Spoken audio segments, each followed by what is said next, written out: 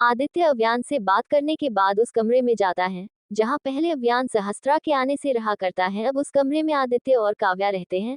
आदित्य कमरे में जाकर देखता है जहां काव्या आईने के सामने खड़ी थी और मुंह बनाते हुए खुद को ऊपर से नीचे तक देख रही थी। आदित्य बेड पर बैठकर फोन साइड में रखता है और काव्या को देखकर कहता है, क्या हुआ वाइफी, तुम खुद को ऐसे क्यों देख रही हो?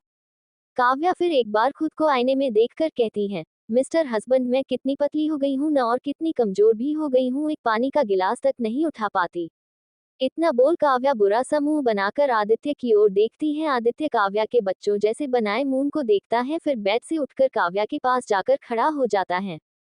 काव्या आदित्य के आंखों में देखती है। आदित्य काव्या के कमर को झट से पकड़कर खींच लेता है। काव्या के हाथ आदित्य के सीने पर चले जाते हैं। दोनों एक दूसरे के आंखों में देखने लगते हैं। आदित्य काव्या के दोनों हाथों की अंगुलियों को अपनी अंगुलियां में फंसा लेता है। काव्या आदित्य को एकटक देखने लगती है। आदित्य अब धीरे धीरे काव्या कदम बढ़ाता है। काव्या भी आदित्य के आंखों में देखकर अपने कदम पीछे करने लगती है। कदम पीछे होते होते काव्या दीवार से सट जाती है। आदित्य काव्या के हाथ को दीवार से सटाकर उसके चेहरे के बहुत आ जाता है। काव्या की धड़कन इतने दिन बाद आदित्य के करीबी को महसूस करते हुए बहुत तेजी से धड़क रही थी। आदित्य काव्या के करीब उसके होठों को देखते हुए कहता है, तुम्हें पानी का गिलास उठाने की क्या जरूरत है वाइफी? जब तुम्हें प्यास लग जाए तो मुझे बोल दो, मैं तुम्हारी प्यास अच्छे से बुझा दूंगा। आदित्य की नजरों को देखकर और उसकी बात को सुनकर काव्या शर्माहट से कहती है, अच्छा जी। आदित्य हाँ में सिर हिलाकर कहता है, जी हाँ, प्यास लगी है क्या? काव्या आदित्य के चेहरे को कुछ वक्त देखती है, फिर धीरे से हाँ में सिर हिलाती है। काव्या का जवाब पाकर आदित्य की नजरें काव्या के आंख से होते हुए उसके होठ पर जाती है। काव्या बस आदित्य की आंखों में देख रही थी। आदित्य काव्या के होठों को देखते हुए उसके आगे बढ़ने लगता है। काव्या की धड़कनें तेज हो जाती हैं। बढ़ते बढ़ते आदित्य और काव्या के होठ जुड़ जाते हैं। जैसे ही जुड़ते हैं आदित्य बिना रुके काव्या को किस करने लगता है। पूरे 18 साल बाद वह सुकून से काव्या के होठों को चूम रहा था। वक्त बीतने के साथ आदित्य पैशनेटली किस करने लगता है। अब काव्या से भी रहा नहीं जाता और वह भी आदित्य के किस में साथ देने लगती है। आदित्य अब काव्या के हाथ को छोड़ देता है और अपने दोनों हाथ काव्या के कमर पर रखकर पकड़ लेता है। काव्या अपने दोनों हाथ आदित्य के कंधे पर रख लेती है। बस अब दोनों बहुत गहराई से एक दूसरे को चूमने लगते हैं। अव्यान जैसे ही अपने कमरे में पहुंचता है उसकी नजर सहस्त्रा पर पड़ती है जो बेड से उठने की कोशिश कर रही थी। ये देखकर अव्यान जल्दी से आगे बढ़ता है और सहस्त्रा के सामने खड़ा हो जाता है। सहस्त्रा अव्यान को देखकर हिचकिचाते हुए कहती है, वो हमें वॉशरूम जाना है। अव्यान ने सहस्त्रा को नीचे उतरने से मना किया था, इसलिए वह अव्यान के सामने हिचकिचा रही थी। अव्यान तुरंत ही सहस्त्रा को गोद में उठा लेता है और उसे वॉशरूम लेकर जाता है। सहस्त्रा एकटक अव्यान को देखने लगती है।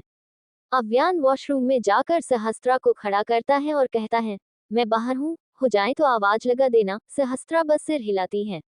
अव्यान बाहर निकलता है। सहस्त्रा कुछ देर बाद आवाज देती है तो अव्यान आकर फिर एक बार उसे गोद में उठाकर बाहर ले जाता है।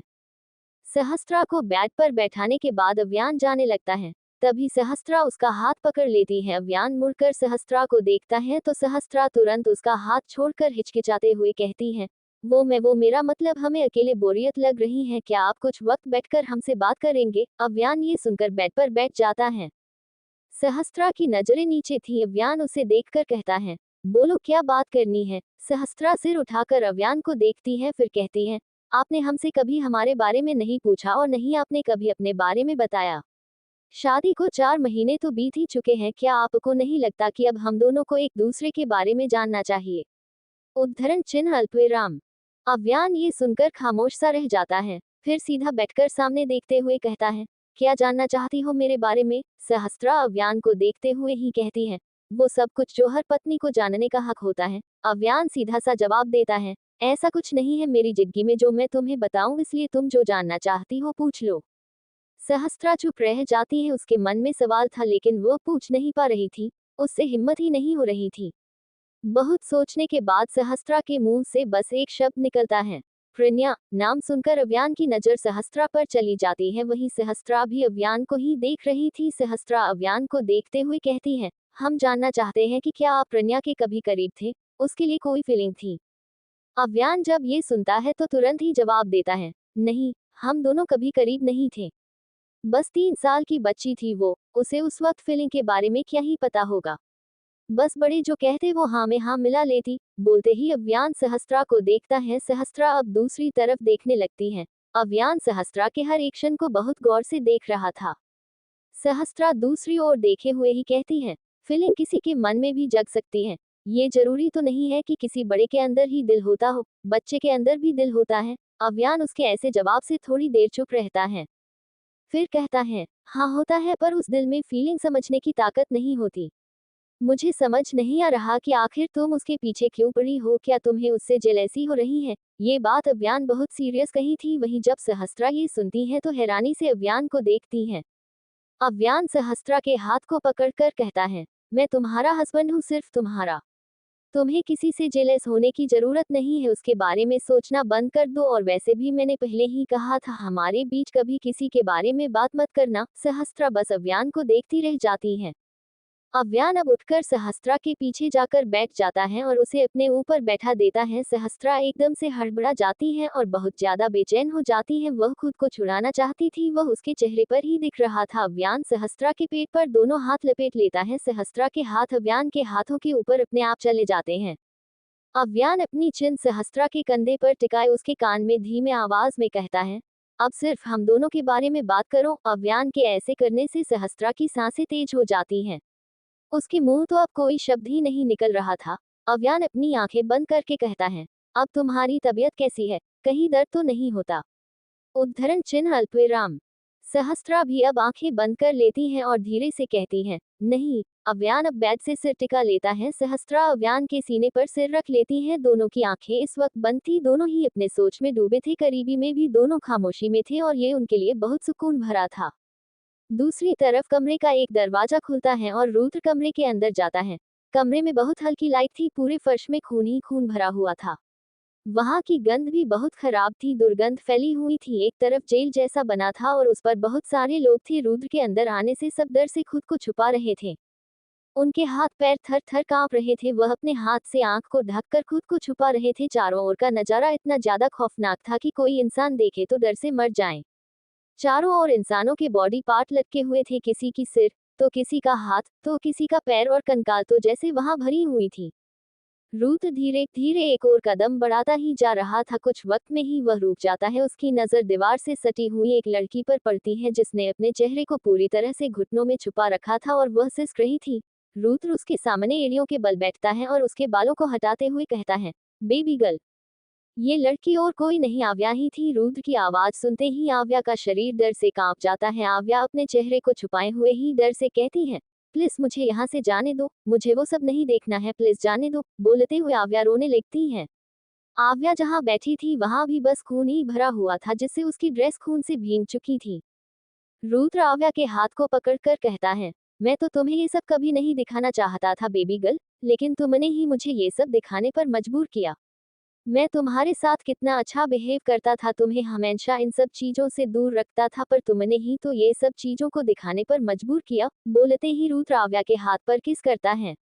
आव्या डर से अपने हाथ को पीछे कर लेती है। रुद्र आव्या के डर से कांपते शरीर को देखता है। तभी आव्या डरते हुए ही कहती है, प्लीज मुझे यहाँ से जाने दो, मैं दोबारा तुम्हारी जिंदगी में वापस नहीं आऊंगी। ये सुनकर रुद्र अपने गर्दन पर हाथ फेरने लगता है, फिर अचानक ही झटके से आव्या को नीचे लेटाकर उसके ऊपर आ जाता है। आव्या का चेहरा अब दिखने लगता है। आव्या के गर्दन पर पट्टी बंधी हुई थी और उसकी हालत बहुत ज्यादा खराब थी। आव्या अपने आमने सामने देखती है, वह इस वक्त खून में लेटी हुई थी जो बहुत ही ज्यादा अनहाइजीनिक थी। ये सब देखकर आव्या रुद्र को देखती है जो सर्द नजरों से उसे ही देख रहा था। रुद्र आव्या के बहुत करीब झुककर जुनूनियत भरी आवाज में कहता है, तुम सिर्फ मेरे हो, ओनली माइन। मेरी जिंदगी से तुम कभी दूर नहीं जा सकती। उद्धरण चिन्ह अल्पविराम। आव्या रुद्र के करीब होने से और ज्यादा डर जाती है। वह आंखें बंद करके इधर उधर सिर हिलाए कहती है, प्लीज मुझे छोड़ दो, जाने दो। रुद्र आव्या के और करीब झुककर एकदम सर्द भरी आवाज में कहता है, जाने दून? ऐसे कैसे जाने दून बेबी गर्ल? तुमने गलती की है, बहुत बड़ी गलती की है। अगर तुमने मेरे डैड को मार दिया होता तो पता है क्या होता? मेरा मकसद अधूरा रहता। तुम मेरे मकसद के बीच आई हो। आव्या को ये सब कुछ बहुत ज्यादा अजीब लग रहा था। पानी में जैसे लोग भीगते हैं वैसे आव्या खून से भीगी हुई थी। उसके कपड़े, बाल, पूरा शरीर खून से भींगा था। रुद्र ने इन एक हफ्ते में आव्या के सामने अपना वो रूप दिखाया था जो शैतान से भी खतरनाक था। रुद्र इस कमरे में आव्या के सामने इंसानों के बॉडी पार्ट्स को काटता था और उसी कमरे में लटकाता था। ये सब वह हमेशा आव्या के आंखों के सामने करता। ये सब चीजें आव्या ने पहले कभी नहीं देखी थी, इसलिए उसे बहुत डर लगने लगा। वहीं रोज वहां खून बहाने से खून तो जैसे तालाब के पानी की तरह जमा हो गया था। जिंदा लोगों के बॉडी पार्ट को काटने से उनकी जो चीख निकलती है वह सब कुछ बहुत ज्यादा खौफनाक था। I hope you all like my story. आव्या आंखें बंद रखी हुई धीरे से डरी हुई कहती है, I am scared of you Rudra. आव्या की बात सुनकर रुद्र कुछ पल यूं ही आव्या का चेहरा देखते रहता है, जो सच में डर की वजह से पीला पड़ चुका था। रुद्र आव्या के ऊपर से हटता है और आव्या को बैठाता है। आव्या की आंखें बंद थी, वह गलती से भी आंखें नहीं खोलना चाहती थी। रुद्र अब खड़ा होता है और आव्या को खड़ा करके गोद में उठा लेता है।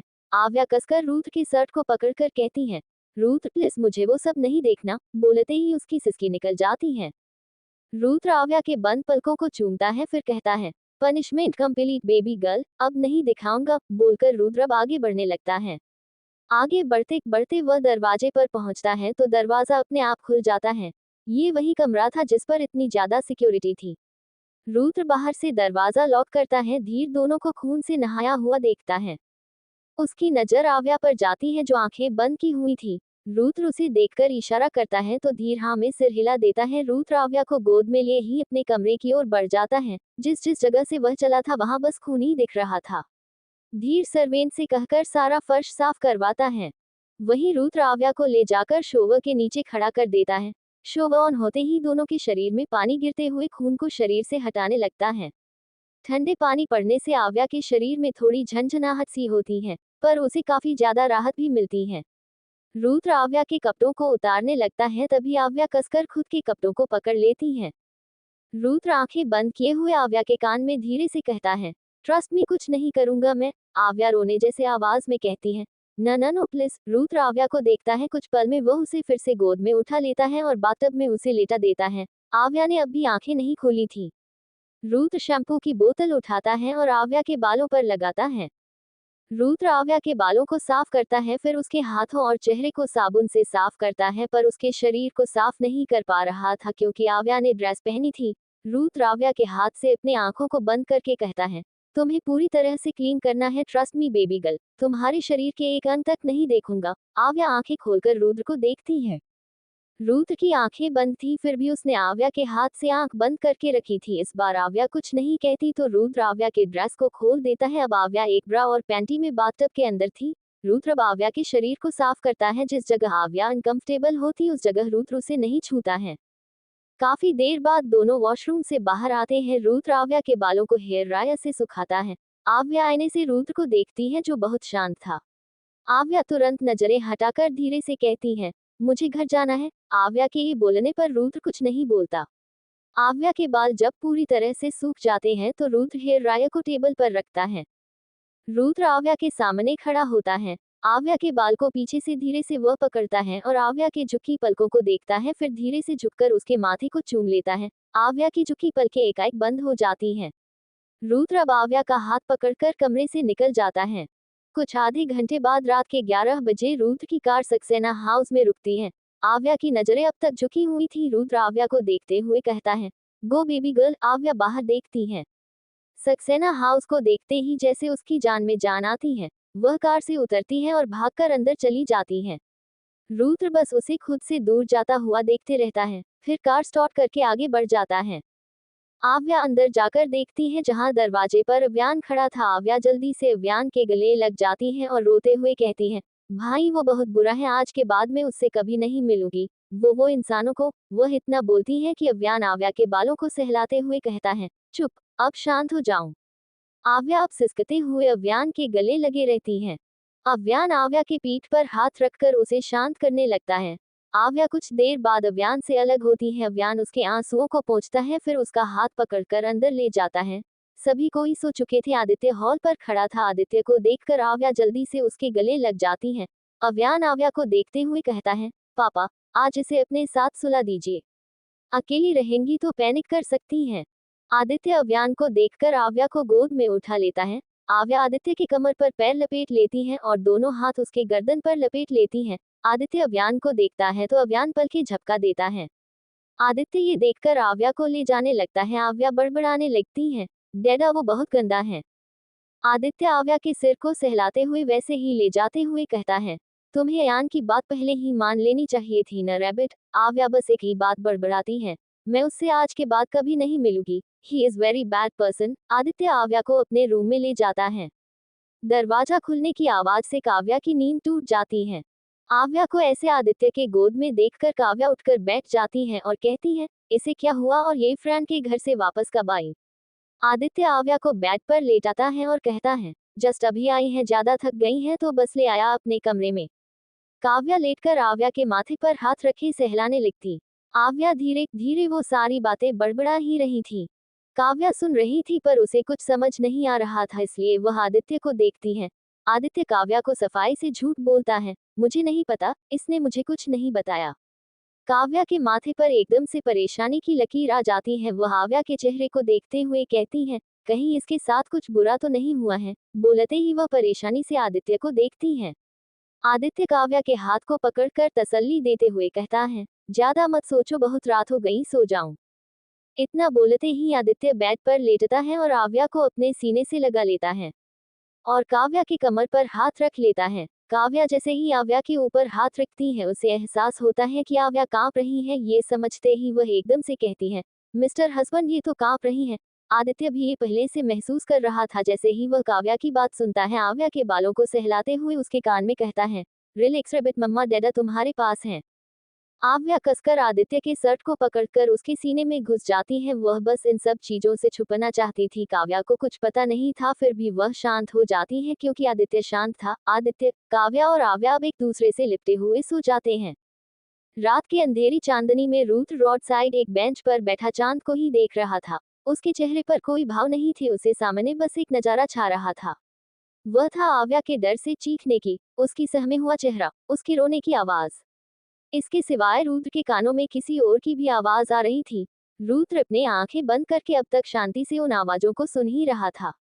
तभी उसके पास आकर कोई बैठ जाता है। रुद्र को महसूस हो चुका था वो कौन है। रुद्र आंखें बंद किए हुए ही कहता है, तुम चाहते थे न कि तुम्हारी बहन मुझसे दूर रहे, अब वो गलती से भी मुझे नहीं देखेंगी। बोलते ही रुद्र अपनी लाल आंखों से अव्यान को देखता है। रुद्र अपनी मुट्ठी कसकर कहता है, नहीं दिखाना चाहता था मैं वो सब, शायद कभी दिखाता भी नहीं, लेकिन मुझसे कंट्रोल ही नहीं हुआ, मैं खुद को नहीं रोक पाया। मेरा खून खौल उठा था जब मुझे अपने मकसद पर पानी फिरते दिखा। अव्यान रुद्र की आंखों में देखता है, फिर सामने देखते हुए कहता है, ये तो होना ही था, कभी न कभी उसे तुम्हारी असलियत पता होनी ही थी। ये सुनकर रुद्र अव्यान से नजरें हटा लेता है। अव्यान वैसे ही सामने देखते हुए कहता है, इन सब चीजों के बीच में रैबिट को नहीं लाना चाहता, वो इनोसेंट है, बस अपनी जिन की वजह से मारने पर उतर आई। पर अब डर का मतलब उसे अच्छे तरीके से समझ आ चुका है, अब जितना चाहे तुम उससे उतना दूर रहो। उद्धरण चिन्ह अल्पविराम। बोलते ही अव्यान बेंच से उठता है और जाने लगता है। उसने बस 3 ही कदम बढ़ाए थे तभी उसे रुद्र की आवाज आती है, मैं उसे देखे बिना नहीं रह सकता। अव्यान के कदम वहीं ठहर जाते हैं। वह मुड़कर रुद्र को देखता है जिसका चेहरा शांत था और वह चांद को देख रहा था। अव्यान कुछ देर तक उसे देखता है, फिर आगे बढ़कर उसकी ओर अपने पॉकेट से फोन निकालकर बड़ा देता है। रुद्र अव्यान के फोन को देखता है, फिर कंफ्यूज होकर अव्यान को देखता है। अव्यान फोन को देखते हुए कहता है, इस फोन में घर की सीसीटीवी कनेक्ट है। रुद्र कुछ देर तक उसे देखता है, फिर फोन को ले लेता है। अव्यान अब वहां से चला जाता है। रुद्र फोन को देखते हुए सर्द आवाज में कहता है, मकसद एक है, इंतजार एक है, गलती बहुत है पर सजा एक है, और उस सजा को देने वाला भी सिर्फ एक है। अगली सुबह आव्या की आंखों के सामने रुद्र का एक इंसान के पैर को काटकर अलग करना दिख रहा था, जिसे देखते ही आव्या झटके से अपनी आंखें खोलती है और गहरी गहरी सांस लेती है। आदित्य, जो इस वक्त उसके पास ही बैठा फोन पर कुछ देख रहा था, वह आव्या को ऐसा देखकर तुरंत आगे बढ़कर आव्या को अपने गले लगा लेता है और पीठ को सहलाते हुए कहता है, रिलैक्स रिलैक्स रैबिट, सब ठीक है। आव्या की अटकी हुई सांसें एकदम से वापस आती हैं, वो खांसते हुए रोने लगती हैं। तभी ध्रुवंश ट्यूलिप बोलते हुए अंदर आता है। ध्रुवंश को अभी अभी काव्या से पता चला कि आव्या वापस आ गई है। ये सुनते ही वह यहाँ चला आया। ध्रुवंश उसके करीब जाकर खड़ा होता है। आवाज सुनकर आव्या अब ध्रुवंश से गले लगकर रोते हुए कहती है, वो बहुत बुरा है अंश, वो अच्छा नहीं है। आदित्य को आव्या की हालत देखकर बिल्कुल अच्छा नहीं लगता। आदित्य को इतने अच्छे तरीके से तो नहीं पता था कि आव्या के साथ क्या हुआ है, और नहीं अव्यान को पता था कि रुद्र कुछ ऐसा करेगा। जब अव्यान को पता चला कि रुद्र ने अपना असली रूप उसे दिखाया, उसके लिए भी यह सोचना बहुत ज्यादा मुश्किल था कि आव्या कैसे खुद को संभाल पाएंगी। पर एक तरफ से ये अच्छा ही था कि आव्या ने अपनी जिन छोड़ दी, वरना आव्या के जिन को छुड़ाना इतना आसान नहीं था। जब तक वह जिन नहीं छोड़ती तब तक उसका खतरा बना रहता था, क्योंकि रुद्रांश को भी शक हो चुका था कि यह आदित्य और काव्या की बेटी है और रुद्रांश खेल खेलना अच्छे से जानता था, ये सबको पता था। ध्रुवंश आव्या के पीठ को रब करते हुए कहता है, हाँ मुझे पता है वो बुरा है। आई एम सॉरी ट्यूलिप, मैंने तुम्हें वहां जाने दिया। वो बहुत बुरा है। आव्या एक ही बात को दोहराते हुए बेहोश हो जाती है। ध्रुवंश ये देखकर घबराते हुए उसके गाल को थपथपाते हुए आवाज देता है, ट्यूलिप ट्यूलिप उठो, क्या हुआ तुम्हें? आदित्य ध्रुवंश से आव्या को लेटाने के लिए कहता है। ध्रुवंश जल्दी से आव्या को बेड पर लेटाता है। ध्रुव भी उसी वक्त अंदर आता है। आव्या को ऐसा देखकर ध्रुव आदित्य को धीरे से कहता है, बहुत बुरा इफेक्ट पड़ा है इस पर, मुझे लगता है इसे यहाँ से दूर भेजना चाहिए। आदित्य बस आव्या को देखने लगता है। I hope you all like my story.